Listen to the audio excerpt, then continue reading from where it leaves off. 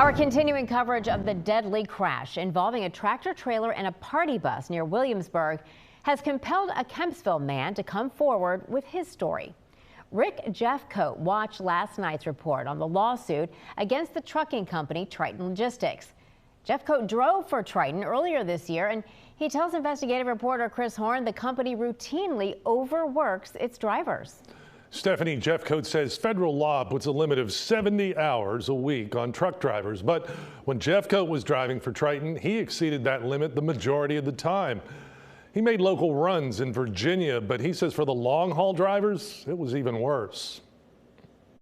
The workload was horrendous. 68-year-old Rick Jeffcoat has been a truck driver for 50 years now. He started driving for Triton Logistics back in January, but stopped in March after an ankle injury on the job.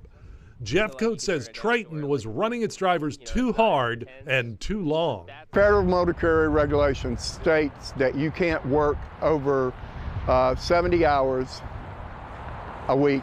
My second week, I worked either in the upper 80s, around 88, 89 hours, or just over 90 hours. And the proportion of the weeks that Jeffcoat says he drove above and beyond the legal weekly limit? Probably about 85%.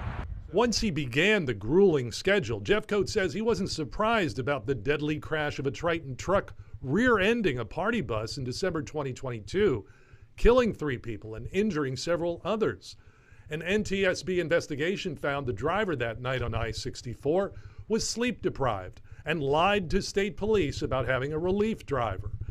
Further, the driver revealed a scheme that Triton used to falsify driver logs to make it look like their drivers had more rest.